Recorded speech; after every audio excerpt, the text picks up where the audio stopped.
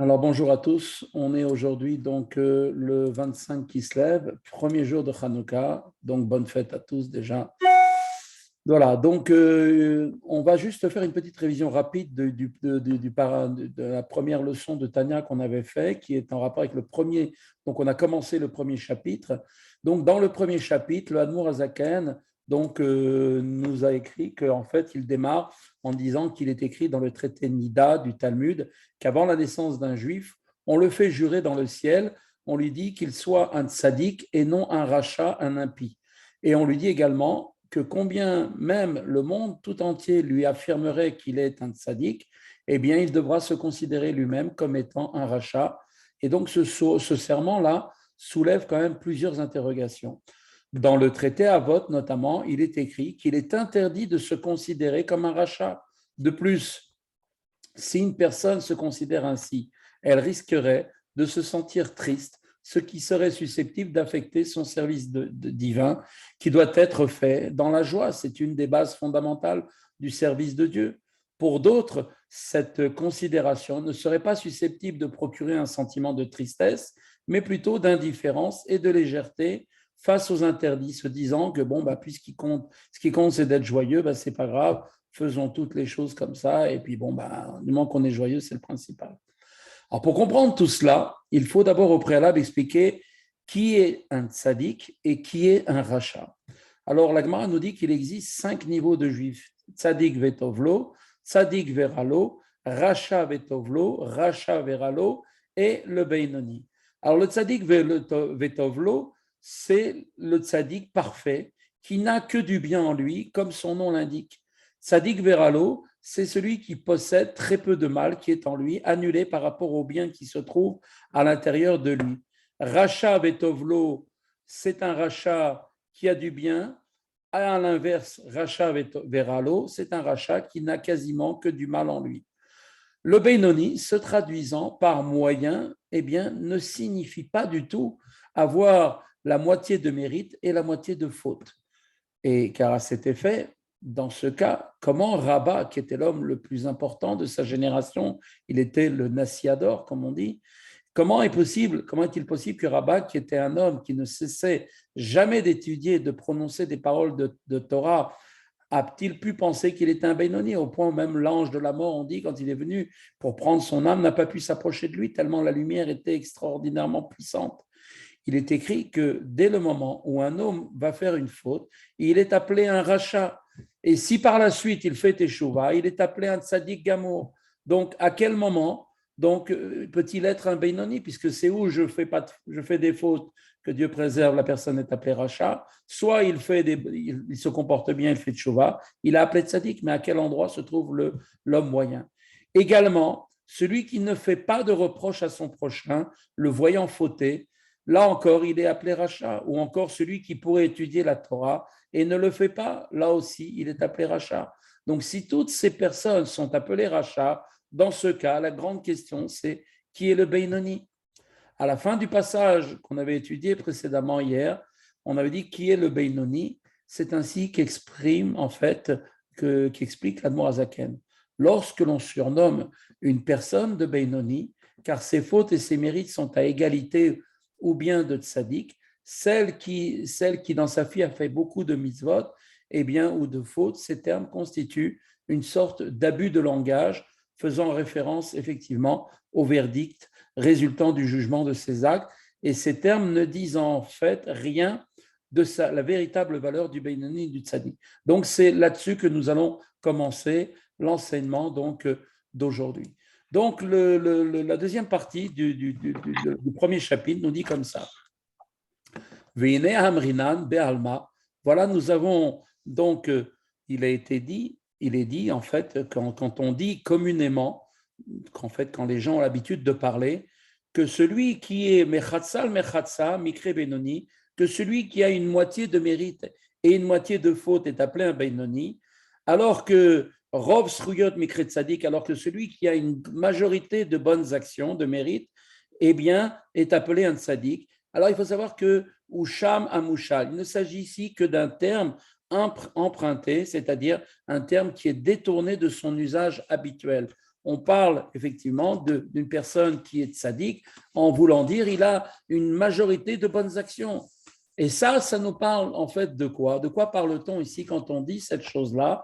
Eh bien, on veut en fait faire référence l'inyan sachar ve'onesh. On veut en fait figurer ce qui concerne la récompense et la punition après que la personne a vécu jusqu'à 120 ans, une fois qu'elle s'en va de ce monde. Alors, elle passe en jugement. Et quand elle passe en jugement, là, on va calculer le nombre de bonnes actions qu'il a fait, les mauvaises actions. Et s'il a une majorité de bonnes actions, il sera jugé comme étant un tzaddik. Mais ça ne veut pas dire qu'il a le statut de tzaddik. Et donc, cette façon de parler, de dire qu'une personne qui a beaucoup plus de mérite est appelée tzaddik, ou alors peut-être appelée, si c'est 50-50, un homme moyen, n'a rien à voir avec le sujet que nous exprimons ici, d'après l'enseignement du Tanya, qui veut définir ce qu'est vraiment l'homme moyen. Pourquoi? Parce que les fiches et Nidonacharovo, car l'homme, une fois qu'il quitte ce monde et qu'il passe en jugement, il est jugé suivant la majorité de ses actes. Et il est donc qualifié de tzaddik au terme du jugement céleste qui est prononcé à son égard dès lors que ce jugement lui est favorable. Alors on dit, il est tzaddik, c'est-à-dire le jugement est favorable pour lui. C'est seulement dans ce sens légal, d'accord, que le terme tzaddik est appliqué à celui dont les bonnes actions l'emportent sur les mauvaises. Mais cela ne fait pas référence au niveau, à son niveau en tant que Beinoni, en tant que ni Beinoni, ni en tant que tzaddik.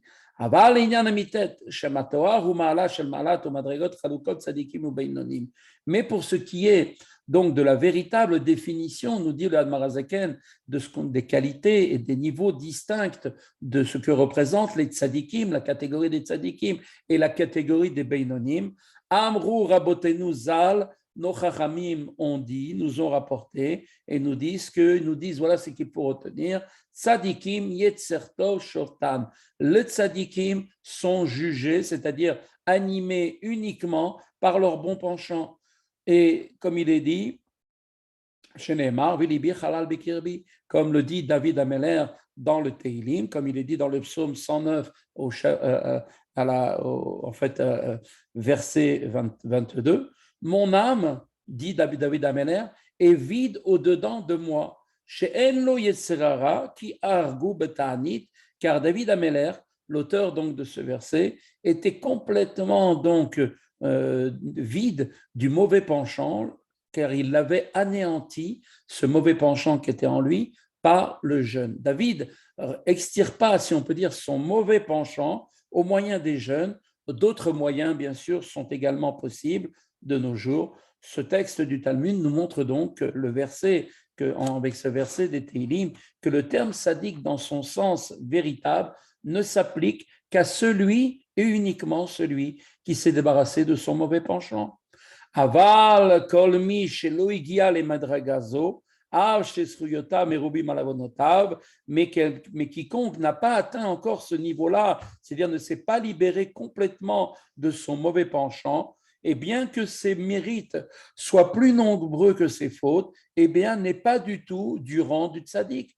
En fait, il n'a même pas encore atteint le niveau de Beinoni, comme il a été montré un peu plus haut. On avait dit que le Beinoni, non seulement il ne fait pas des fautes dans des sujets qui concernent des mitzvot de la Torah, même des rabbanan, même la notion d'étudier la Torah qui est une faute qui est malheureusement très courante, puisque à chaque instant qu'on a de livres, normalement on devrait l'utiliser pour étudier la Torah. Lui, le Beinoni, même cette faute-là, il ne l'a pas. Donc, celui qui est en majorité un homme qui fait des bonnes actions, mais qui a une petite partie des mauvaises actions, n'est même pas appelé un Beinoni, il est appelé un rachat betovlo. C'est un rachat qui a le bien en lui, qui a beaucoup de bien, effectivement, mais qui en aucune manière ne peut être appelé un Beinoni. En fait, cet homme-là, même s'il a beaucoup de bonnes actions, d'après l'enseignement, effectivement, du Tanya, eh bien, il est montré qu'il n'a pas encore atteint le niveau de Beinoni, comme cela a été expliqué. La reine Amrou Rabotenu, et c'est la raison pour laquelle nos Chachamim Zal nous ont enseigné, béni soit leur mémoire, dans le Midrash. C'est rapporté dans le Midrash de Yoma.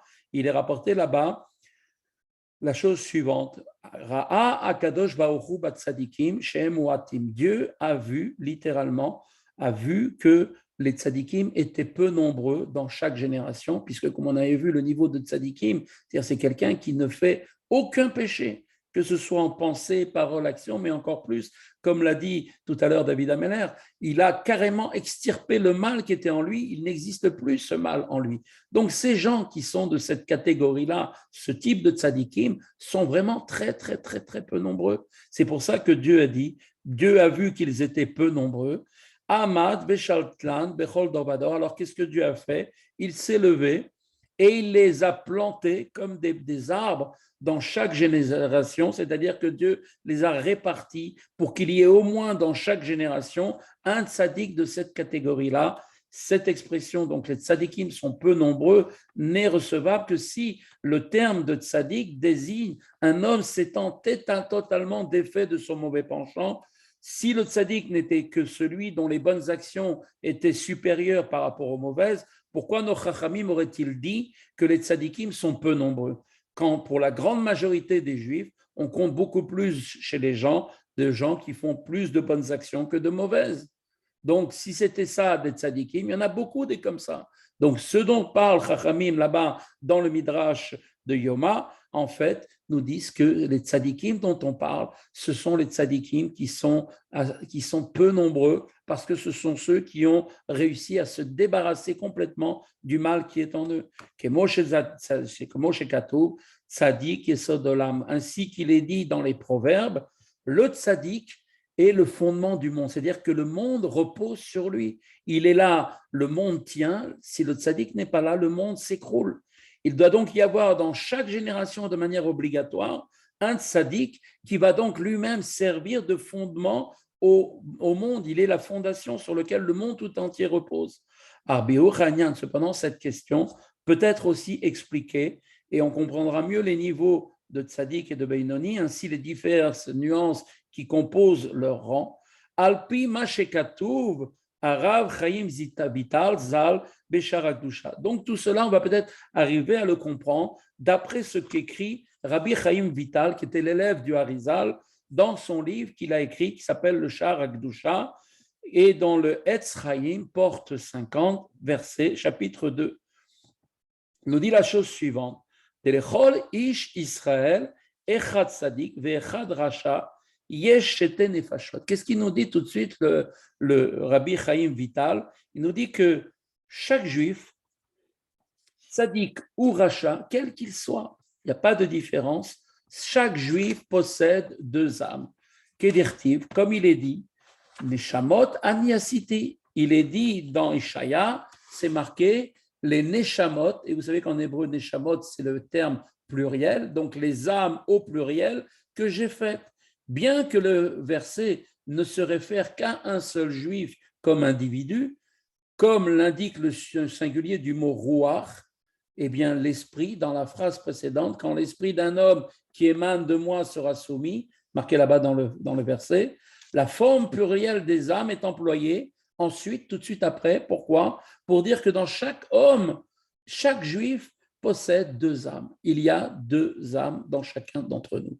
She'en shete nefashot, ce sont elles-mêmes deux nefashot, c'est-à-dire deux âmes et deux forces vitales. Le mot nefesh, avec la neshama, le mot nefesh qui veut dire l'âme, l'âme est en fait avec plusieurs niveaux, nefesh, ruach, Neshama, Chaya, Yechida, 5 niveaux, qui chacun d'entre elles fait référence à un niveau de rayonnement de la Neshama qui est de plus en plus fort. Le niveau le plus bas, c'est le niveau de ce qu'on appelle Nefesh, c'est celui qui donne la vie, qui donne la force vitale au corps, bien évidemment. Nefesh, Achad, Mitzad, Aklipa, Basitra, Achara. Il nous dit, une âme parmi ces deux-là est issue de la Klipa et de ce qu'on appelle la Sitra Achara. Le mot klipa en hébreu signifie littéralement la coquille ou bien la peau, une peau. Dieu créa des forces qui viennent dissimuler la vitalité divine qui est présente dans l'ensemble de toute la création, telle la peau qui recouvre et dissimule le fruit. D'accord? La sitra achara veut aussi dire l'autre côté, le côté qui représente en fait le côté de la création qui est l'antithèse même de la sainteté et de la pureté. Donc, ces deux termes sont également synonymes. Quand on veut parler des forces du mal, on appelle ça la klipa, ou bien on peut appeler ça sitra achara, l'autre côté, klipa étant l'écorce, la peau, ce qui cache, ce qui couvre le fruit. Et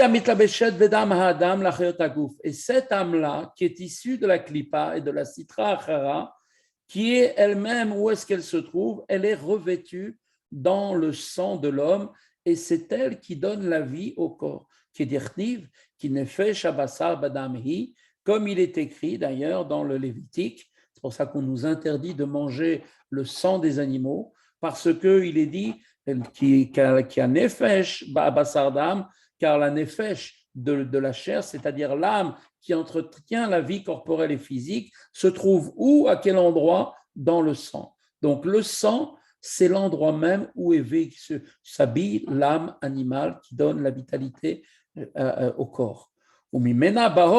Et de cette âme-là, provenant donc de la klipa et des forces du mal, qui se trouve habillée dans le sang,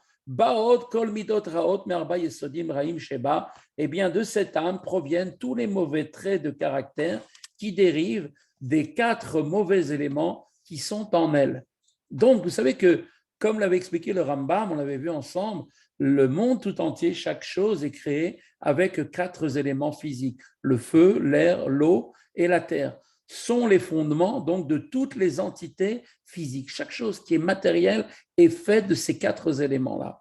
Eh bien, cette âme aussi est composée de 4 éléments, mais cette fois-ci à l'état spirituel, qui correspondent aux éléments physiques fondamentaux. Pourquoi? Parce qu'ils dérivent ni plus ni moins de la klipat et du mal qui sont eux-mêmes mauvais et engendrent ensuite tous les mauvais traits de caractère.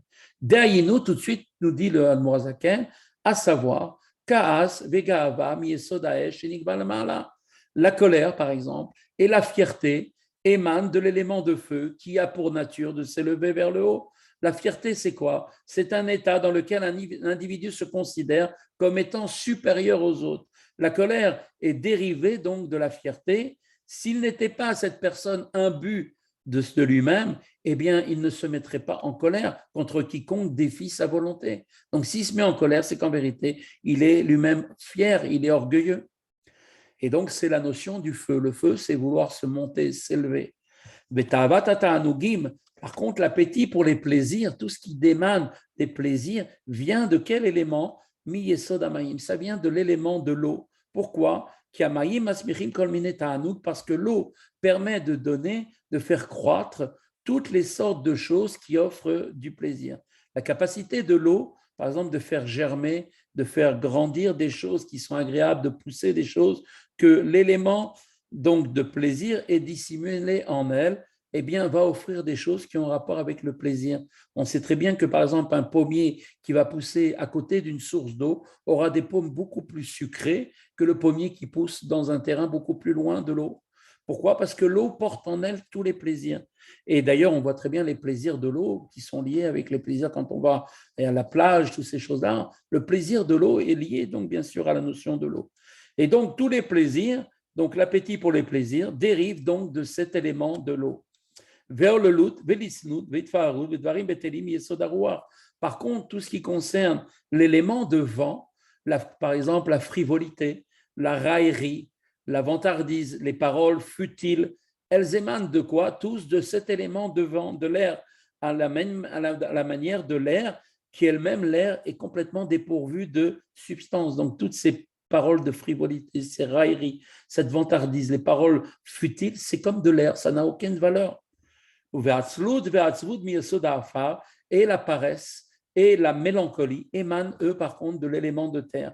La terre est caractérisée par quoi? Par la pesanteur. La terre, c'est quelque chose qui est lourd, qui va toujours vers le bas.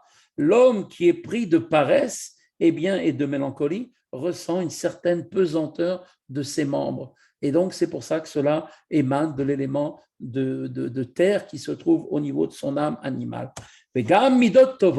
Il nous dit maintenant de cette âme aussi, cette âme qui vient de la klipa, qu'on appelle chez les Juifs, qui vient de la klipat noga, qui porte un nom particulier. Eh bien, noga veut dire qu'elle est claire, elle est éclairée. Cette klipat noga, eh bien, possède en elle du bien. Pourquoi? Chez Teva, chez Betevat, Israël, Kolt, Betul Dotam, parce que cette âme-là, dont est issu, les bons sont aussi issus les bons traits de caractère qui sont inhérents au caractère de chaque juif, comme par exemple la bonté, par exemple, et la compassion. Toutefois, comme l'âme de Klippa et de mal dont on parle ici, de bons sentiments pourrait-il émaner? Comment c'est possible qu'on parle ici d'une Klippa, on parle du mal, on parle de quelque chose de négatif? Comment du négatif peut-il sortir du bien? Comment c'est possible? Il nous dit tout de suite Israël, parce que pour les Juifs, Nefesh des Klipatri, mi Klipat Noga. C'est que cette âme de Klippa pour les Bnei Israël dérive de la Klippa, oui, mais d'une Klippa particulière qui est appelée Noga. Noga qui veut dire transparente, qui est éclairée. D'accord? Noga aussi, ça veut dire la lune. La lune, elle donne une lumière. Ce n'est pas le soleil, mais il y a une lumière. Donc, cette clipa, elle possède une lumière. Et cette lumière-là, elle est en fait, c'est pour ça qu'il y a du bien dans cette forme de mal. Et donc, parce que chez les Juifs, cette âme de la clipa dérive de la clipa appelée Noga, qui comprend également en elle du bien. Et celui-ci, ce bien, est la source de tous les traits naturels positifs qu'il y a chez un Juif. Donc, quand un Juif, il a de la compassion, quand il a un sentiment de pitié, en vérité, c'est même pas encore son âme de juif, son âme divine qui s'exprime. C'est que n'est que son âme animale. Donc ça, à ce stade-là, c'est parce que son âme animale porte en elle aussi des traits de bon caractère. Et tout de suite, Admoazaken nous donne immédiatement la référence. Il nous dit, cette âme-là, d'où vient-elle? Eh bien, elle vient de l'arbre de la connaissance du bien et du mal. Donc, comme c'est marqué dans le Zohar, Ma she'en ken nefashot umot haolam em mishar klipot atmeot. Et ce qui n'est pas le cas, en revanche, des âmes des nations du monde, qui, elles, ces âmes émanent des autres clipotes impures, qui ne contiennent aucun bien, ainsi qu'il est écrit dans le Etz Chaim à la porte 49, chapitre 3. Et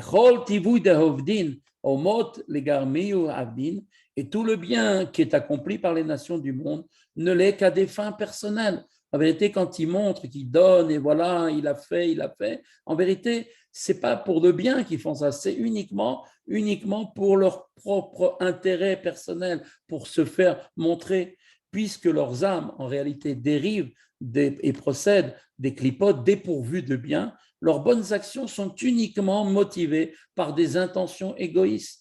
Alors vous allez me dire, mais les Juifs aussi, il y a des Juifs aussi qui font des bonnes actions, qui aussi veulent se faire montrer. Voilà, regardez comme j'ai donné, regardez ce que j'ai fait.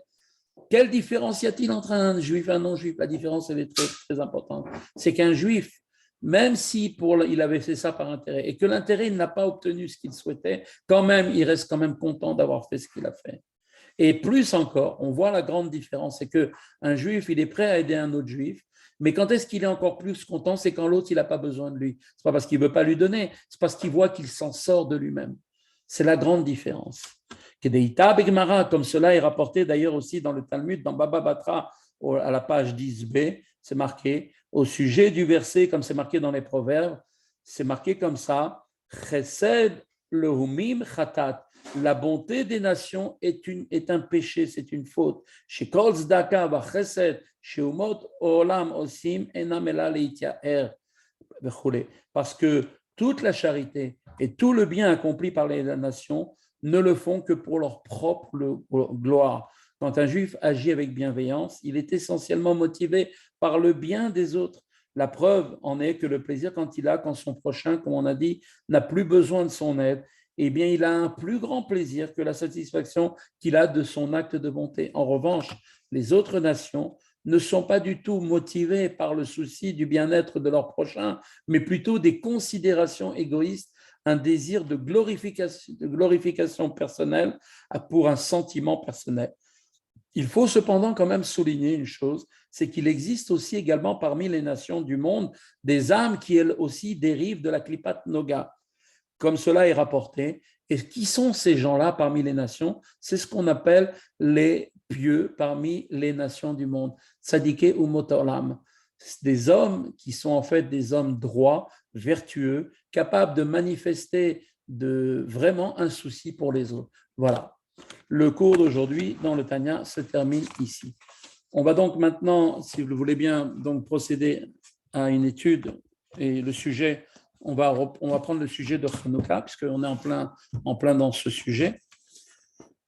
Alors, la question tout de suite qu'on pose, c'est que quand, par exemple, vous allez inviter quelqu'un à la maison, cette personne va venir chez vous et lui, il sait que lui, par exemple, il est en voyage. Imaginez, il est en voyage et donc il passe les fêtes de Hanouka dans un endroit où sa femme, chez lui à la maison, ici qu'elle va allumer de toute façon les bougies de Hanouka pour lui. Alors, il faut savoir que Minadine, il n'a pas l'obligation lui-même d'allumer les bougies. Et c'est pour cette raison que, donc, il ne devra pas, c'est pour cette raison, il devra, dans l'endroit où il se trouve lui-même, allumer, d'accord, avant que sa femme va allumer, parce que si une fois qu'elle a allumé, lui, il n'a plus l'obligation de le faire. Maintenant, s'il a perdu du temps et qu'il n'a pas allumé avant, alors comment il doit faire? Eh bien, il fera quand même la bracha, même si effectivement il est quitte par le fait que sa femme va allumer pour lui à la maison. Là aussi, il fera la bracha. Maintenant, un invité qui n'a pas donc sa femme n'est pas là pour allumer, seulement ses enfants sont là pour allumer dans la maison, eh bien, le père ne peut pas se rendre quitte par l'allumage de ses propres enfants, à condition seulement, si eux ont eu l'intention, au moment où ils ont allumé, de vouloir le faire pour lui aussi, à ce moment-là, leur allumage pourra lui servir. Alors, maintenant, la question qu'on pose, c'est, vous savez que Minadine, en fait, la bougie de Hanouka, on doit la mettre à la porte qui se trouve proche du domaine public, ou bien sur une porte qui va donner sur une cour.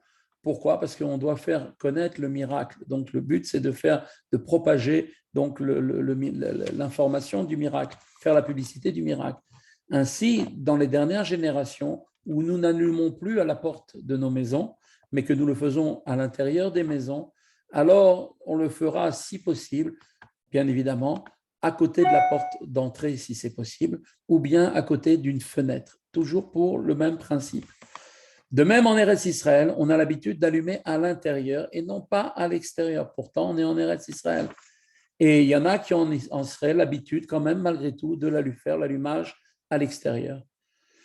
Il y en a même certains qui ont l'habitude de faire aussi, donc de le faire aussi comme ça, même en dehors d'Israël, d'allumer à la porte de leur maison. Alors, il y a un embellissement de la mitzvah qui est d'allumer la Hanoukia à côté de la porte proche donc, du domaine public, donc la porte d'entrée. Si, bien sûr, il a une porte, par exemple une porte vitrée, et à ce moment-là, il sera quitte de l'allumage, de son allumage à côté de la porte d'entrée. De même, de faire, en fait, ça s'appelle Pirsomenissa, de faire, en fait, la publicité, de faire connaître le miracle à l'extérieur.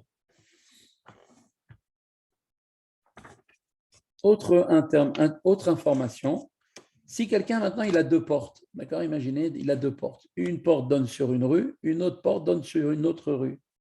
Laquelle il doit allumer, d'accord? Celui qui a donc deux portes, il n'a pas besoin d'allumer les deux portes en même temps. Il n'est pas obligé d'allumer à chacune des deux à cause du fait qu'en se disant, si les gens vont voir que je n'ai pas allumé, qu'est-ce qu'ils vont penser de moi? Ce qu'on appelle maritaïn. Il n'y a pas la notion de cela. Pourquoi? Parce que de toute façon, on allume à l'intérieur. Donc, quoi qu'il arrive, les gens ne vont jamais imaginer que je n'ai pas allumé, parce que de toute façon, aujourd'hui, les gens allument et personne ne le voit concrètement.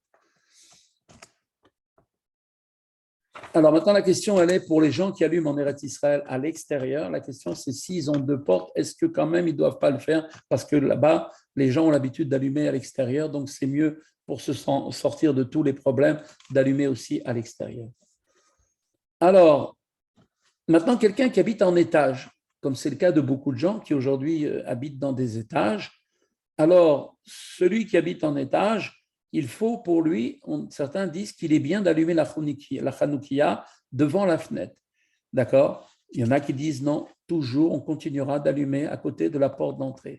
Maintenant, si c'est quelque chose qui peut amener un dommage, par exemple d'allumer à côté d'une porte, à côté de la fenêtre, parce que si on va ouvrir la fenêtre, peut-être que ça va faire que les flammes vont peut-être être amenées à que Dieu préserve un incendie ou quoi que ce soit. Alors on devra l'allumer ou à côté de la porte. Alors, on fera en sorte, bien sûr, de mettre à la fenêtre, pour celui qui allume à côté de la fenêtre qui est proche du domaine public. Et d'après cela, donc, il n'y a pas de problème si la fenêtre se trouve dans une chambre, qui se trouve elle-même dans une autre chambre. Ça ne pose aucun problème, puisque le fait de faire allumer l'allumage de la Hanoukia dans une maison, peu importe l'endroit où elle se trouve, c'est ce qui compte de manière essentielle. Maintenant, si quelqu'un il a plein d'enfants, Baruch Hashem, il a beaucoup d'enfants dans sa maison, et donc ces enfants, ils veulent les faire allumer leur Hanoukia. Alors, il est bien que chacun vienne allumer devant la fenêtre. Pourquoi? Pour bien montrer que d'après tous les avis, qu'il y en a qui disent qu'il faut allumer donc la fenêtre à côté du domaine public et que les autres viennent allumer devant la porte. Donc, on ne mettra pas toutes les Hanoukias devant la fenêtre, on allumera au moins une et toutes les autres, on les fera devant la porte.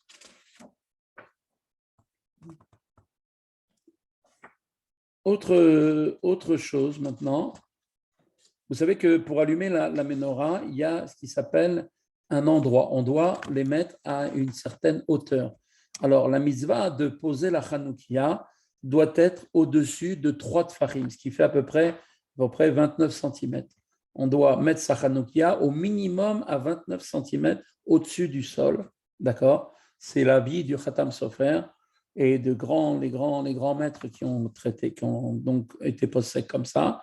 Et on doit faire attention de faire en sorte, si possible, de la mettre en dessous de 9 tfachim, ce qui fait à peu près, on va dire, à peu près 90 cm, moins d'un mètre. Donc, plus haut que 30 cm à peu près, et moins haut que 10 cm. Si maintenant une personne a quand même fait, en déposant sa Hanoukia, il l'a déposé au-dessus de 1 mètre, eh bien quand même il est quitte. Il faut savoir qu'il est quitte, il n'y a pas de problème. Maintenant, s'il a fait, qu'il a posé sa Hanoukia au-delà de 20 mètres, c'est-à-dire au-dessus de 10 mètres, excusez-moi, de 20 amot, eh bien là, il n'est pas quitte. D'accord? Il faudra donc, qu'est-ce qu'il devra faire? Il devra éteindre la Hanoukia, la déposer plus bas, dans un endroit cachère, et à ce moment-là, il réallumera, bien sûr, la Hanoukia, mais cette fois-ci, sans bracha, puisqu'il a déjà fait la première fois la bracha. Alors, bien sûr, les khatrila, d'emblée, il est bien de déposer la Hanoukia à l'intérieur des 10 tfachim, c'est-à-dire donc des 1 mètre, plus bas qu'1 mètre, minas kupa, bien sûr, sur le perron. Qui asarat tfachim chashevim minas kupa velo minakarka v'yachar lemala megimel tfachim. Pourquoi? Parce que si quelqu'un, imaginez, par exemple, il habite dans un pavillon et pour rentrer chez lui, il y a des marches, d'accord? Donc les marches vont faire que déjà il est au-dessus d'1 mètre. Des fois, ça arrive, d'accord? Comme par exemple chez moi, quand je monte, j'ai des marches, je suis au-dessus d'1 mètre. Donc, à partir de quand on considère 1 mètre? Est-ce que c'est le sol de là où se trouve la maison? Ou est-ce que c'est le sol où se trouve mon perron? C'est à partir du sol du perron. Donc, à partir du sol du perron, 1 mètre à partir du sol de mon perron. C'est ça qui compte, d'accord? Alors, maintenant, celui qui allume à côté de la fenêtre, là, il n'y a pas d'endroit particulier. Il peut l'allumer à gauche, à droite, il peut la mettre au milieu, il peut faire comme il veut, quel que soit l'endroit, du moment que, donc, il peut même la mettre au-dessus de 10 tfachim, d'accord? Parce que même quand les gens ils habitent aujourd'hui dans des appartements qui se trouvent au 2e, 3e, même 10e étage, on est bien sûr bien au-dessus des 1 mètre.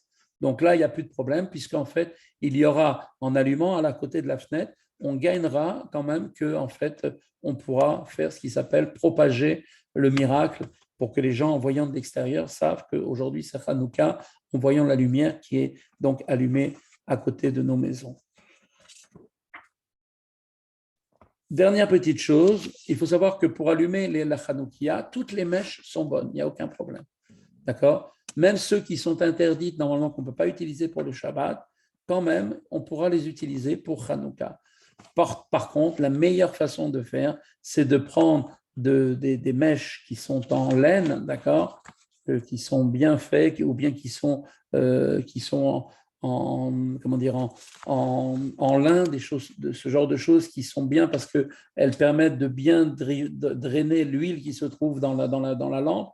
Donc là, effectivement, on fera quand même attention de mettre des bonnes mèches pour que la flamme soit de belle qualité. On n'aura pas l'obligation de changer, les mèches qui, par hasard, elles se sont éteintes. On n'aura pas l'obligation de le faire. Voilà.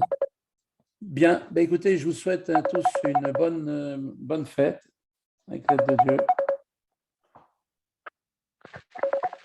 Voilà, une bonne fête à tous, qu'on n'entend que des bonnes nouvelles et une fête de lumière pour tous, que la lumière pénètre dans vos maisons et qu'avec l'aide de Dieu, on ait la chance de vous revoir, comme c'est marqué, celui qui a fait attention aux lumières de Hanouka, il verra les lumières de Tzion, c'est-à-dire les lumières du Mashiach avec le troisième Beth Amikdash. Amen. Alors à tous, à demain si Dieu veut. À demain. Des bonnes nouvelles.